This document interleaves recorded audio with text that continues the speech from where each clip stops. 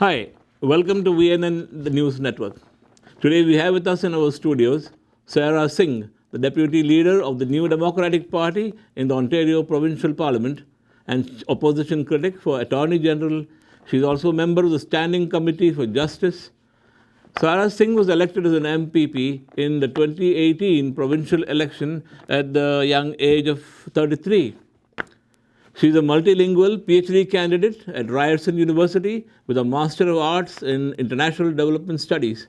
She is also the founding director of Broadening Horizons, a board director at Community Living Ontario, and former vice president of the Brampton Caledon Community Living. Yeah, welcome to VNN, Sara. And could you start with saying what were your accomplishments during the past 4 years as an MPP?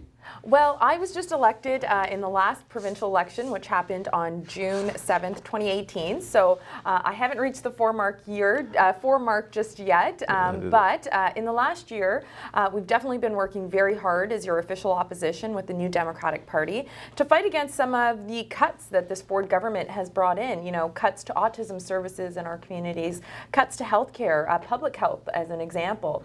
We have been a loud and vocal opposition, making sure that the local community and people's concerns across this province are loudly heard in our provincial legislature. But with this autism thing, I think the government says that only some agencies, funds to some agencies have been cut, but they've added on more parents and those who really deserve it. Many of these agencies, I think, were just collecting money and not providing the services needed.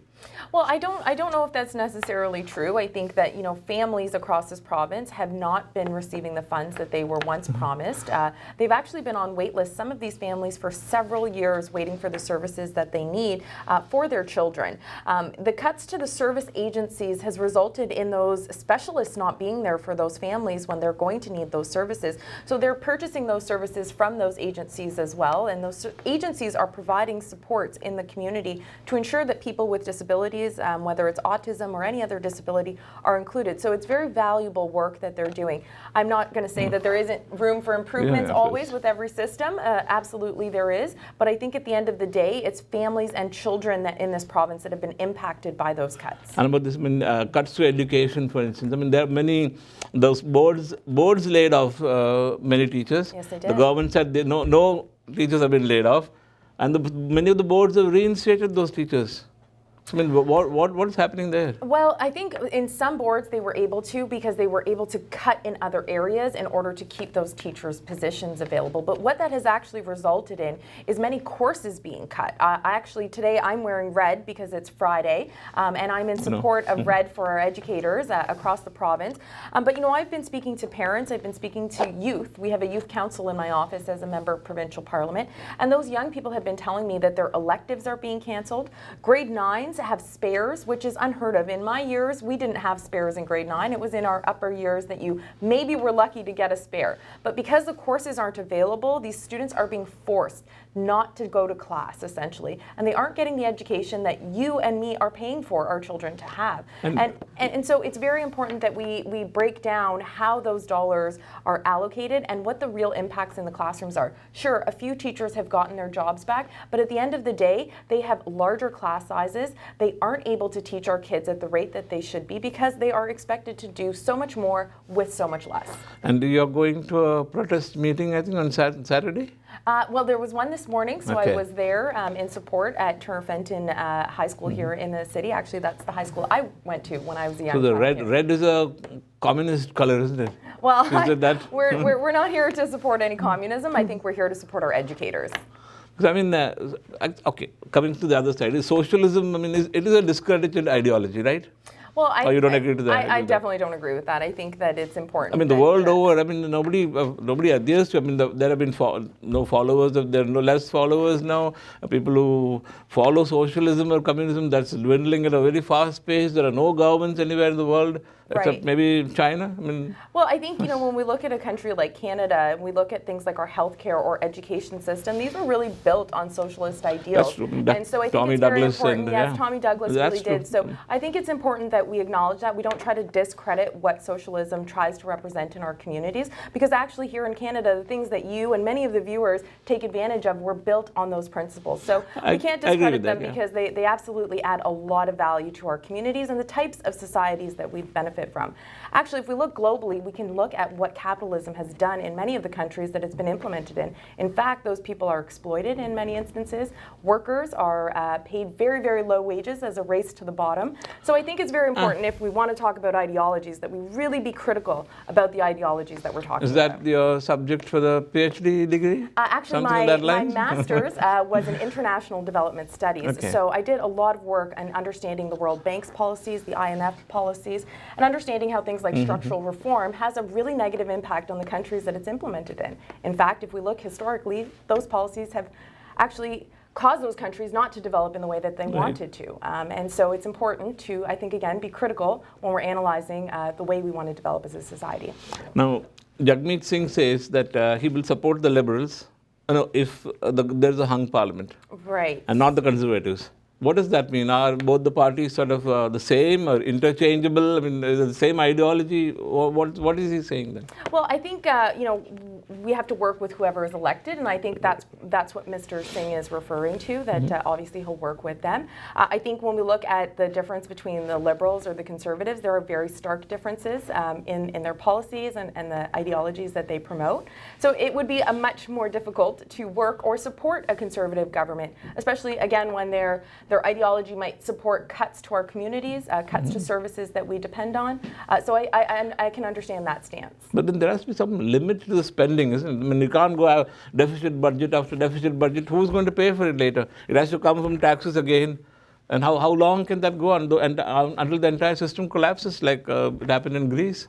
No, I think we can all understand the concerns around carrying a deficit. I think here in the province we have a $7.4 million deficit. Actually, the Conservative government here sort of convinced people that the deficit was much higher as a way to go ahead and cut services in our province. So I think what we need to be doing is not looking at those deficits as something that we can't move forward with. We can raise revenues, we can get the services we need, and that's actually something that the New Democrats have been very committed to. We have been very fiscally responsible in the provinces that we have been governing, and I think we can move towards balancing the budget, but we can do that by making sure that the people who are benefiting off of the tax breaks that are being handed out are paying their fair share for the services that we all depend on here in this province. I mean, okay, now coming to this, why is the NDP so quiet on the religious emblem symbols law in Quebec? I don't think we've been quiet. I think we've actually been pretty vocal about our opposition against Bill 21. We understand the impacts that has for people who are practicing their faith, whether it's a turban or whether it's a hijab or whether it's a cross. Somebody has the right to wear their religious symbols in the place that they work, and that's something that New Democrats have fought for and will continue to fight for. What about this illegal border crosses? The Asylum, last year I think 48,000 people crossed over. Right. And this year, by September already, that figure has been crossed. So there's uninterrupted flow of people coming into Canada. They're jumping the queue. Okay. Why is the NDP quiet and silent on that? So I don't think we've been quiet or silent on that. There's I think no statements that come we from the have NDP. definitely said that we are supportive of asylum seekers here that are trying to enter the country. But I don't think we can call them illegal border crossers if they're seeking refuge in our country. You know, many people here actually benefit most of them who entered Canada, they're quite wealthy. They're coming with a very expensive luggage, which they abandoned at the border. They have iPhones, they have all sorts of electronic gadgets, and they're flying down. Some come in business class to New York and then walk across the border. So they're not refugees in the sense that we know of. Listen, I think that we need to understand that there are definitely people who are seeking asylum, and there's definitely people who are using the immigration system to their own advantage. Misusing that. Yes, absolutely. So do we need to strengthen our immigration policies? Yes. Absolutely. But should we be denigrating a group of people because they're seeking refuge in our country? No, we should not. They're not be. refugees. And I think that we also need to understand that this country was built on the backs of immigrants. Not refugees. If it wasn't people that were coming to this country to build this country. There are refugees waiting in different Bala, camps around the world. I just want to remind you that the Komagata Maru was filled with what were that was more than 100 years ago. I mean, that's 100 years ago, isn't it? Those people were seen as asylum seekers and refugees and were denied entry into this country. We are doing that today. There are parts of this country that their economies are suffering because they do not have people there to work. We need to view this problem very differently. We need to look at how we can help these people integrate into our communities and help our country grow. I think that maybe we're on different sides of that. So means we should allow people just keep the border open and let anybody come in. I'm not saying that we should just keep the border open. I think we need to improve our immigration policy so that people have an opportunity to live out the Canadian dream here in Canada. There are people with the waiting lists all over the world, those who want to come to Canada. Now their application forms cannot be processed because there is such a huge backlog of these illegal people coming in. So perhaps what we need is more frontline workers at the border. Perhaps what we need is to expedite some of those processes. And I think only 9 people have been deported so far. I think that's what I think. And they're being detained in our detention facilities. No, they're all found all over the place. There are people who are being detained. No, Toronto shelters are all full of these people. The people who are homeless, they cannot get into these shelters. And this is why we need to be investing in the infrastructure to accommodate the growth that we're experiencing. Where does that money come from then? Well, this is why we're trying to work with the federal government to ensure that the province gets its fair share, but also the province needs to step up and invest in those services as well. We have a responsibility, there is a Minister of Immigration and Citizenship here in the province. We have a responsibility to ensure that people have the services they need when they immigrate to this province. Have you spoken about this in the Parliament? I have not personally yet. Because I think Ontario said we need more funds. Yes, they absolutely did. Yes. But you don't support that view? We are here to support legislative changes that will ensure that our immigration system is fair and equitable for everybody. Okay, now Jagmeet Singh says he will build 500,000 homes across Canada. Yes. That comes to about, I think, maybe at a minimum cost of maybe 200 to 300,000. It will come to more than about $2 billion. Right. And where is this money coming from? So I think, again, Mr. Singh has actually, his plan was vetted by the Financial Accountability Officer of the Parliament. So I think it's important that we understand that from a financial accountability perspective, it's a sound plan. They have said that it actually makes economic sense to invest the way that Jagmeet Singh has proposed. Where the funds money, I'm getting to that. The money is going to come from the tax increase that's going to be put on the wealthiest corporations and people who are earning the highest incomes here in the country. Okay, now coming to this taxes. This wealthiest corporation, now why should what is the incentive for them to earn more so that they can give away taxes? I mean, they'll say, okay, we are at our optimum profits, we are paying so much of taxes, we will not produce any more, we will not earn any more because we don't want to give any more excess money to the government. Why did they say that? That will cut down investments, it will cut down on jobs, it will be a ripple effect across the economy, isn't it? Well, I think if you say tax the rich, there has to be a limit to that also. So I think what we need to be understanding is that these corporations are walking away with multi-billion-dollar profits on the backs of workers and people here in this country and this province. So they haven't been paying their fair share for decades now. So I don't think that it's too much to ask that they do finally pay what they're responsible for doing. They have a social responsibility to the communities that they operate in, and that's where their tax dollars should be going back to. You can't just sort of blacklist all these companies, okay, they're walking away with the people's money. That's not a right thing. Well, I think many corporations know that they are generating massive profits off of the backs of workers and the people that are employed in their corporations. So can you shut them down? We can look at creating a system that increases the tax rate, but also maybe perhaps provides companies other incentives, like lowering their hydro rates, perhaps. There are other ways that we can work with those corporations to offset some of the costs that they might be experiencing, so to balance out their profit margins if they are asked to pay a higher tax rate. Have these been discussed in the provincial parliament? We have, yes. And if you look at the NDP platform from the provincial election, these are things we absolutely also outline as well.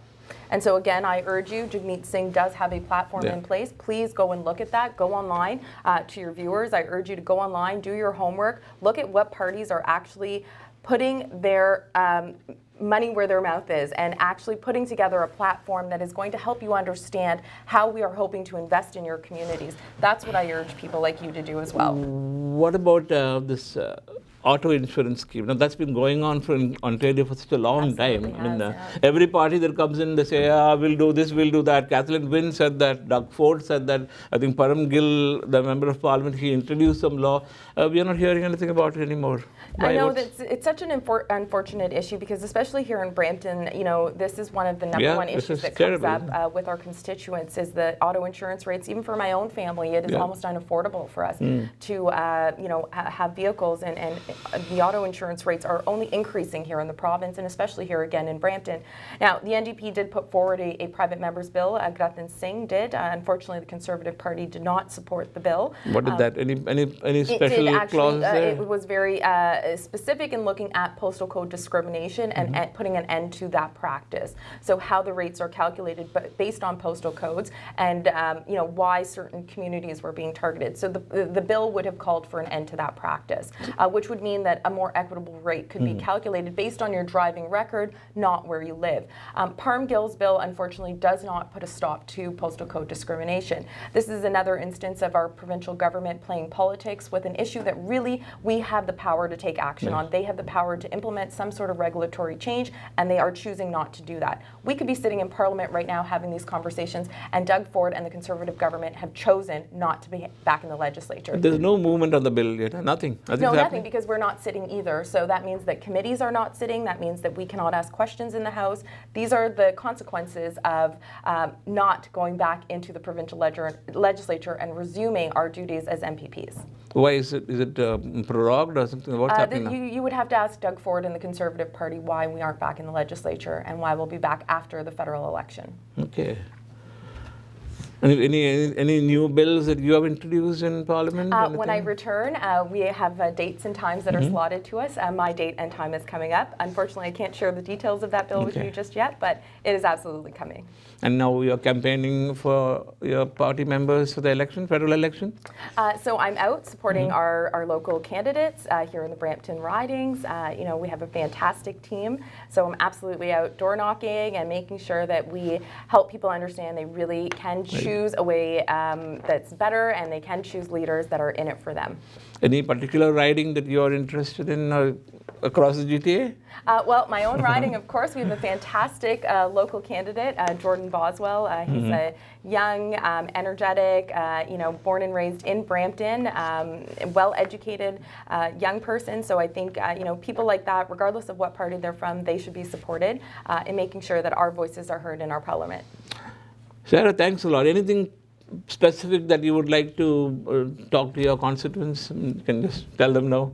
Thanks, Bella. Well, I mean, I would just like to say thank you so much for the opportunity. It was great to chat with you. You know, to anyone watching at home, you know, as a new MPP, you know, I'm here to serve our community as someone that was born and raised in Brampton. This is truly my home. So I urge you, if you have any concerns or questions, please feel free to get in touch with our office. Our cell phone number is 905-454-1233, or you can just do a quick Google search and you'll get all the information you need to get in touch with us.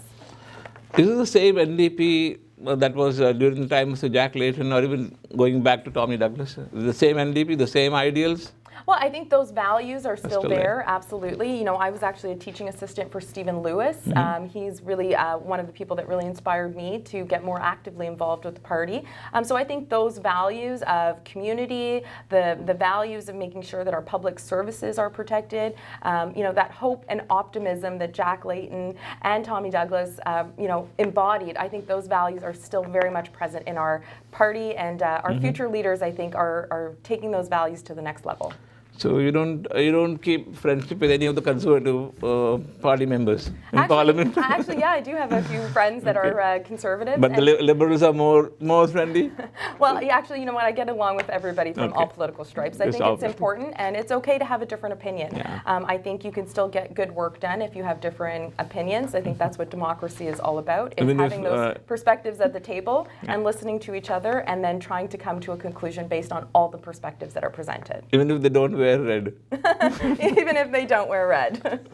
Yeah, thank you, Sarah. It was very interesting, and we'll talk about these subjects again in the coming days. Absolutely. I look forward to being back. Thank you, Sarah. Thank you. Thanks.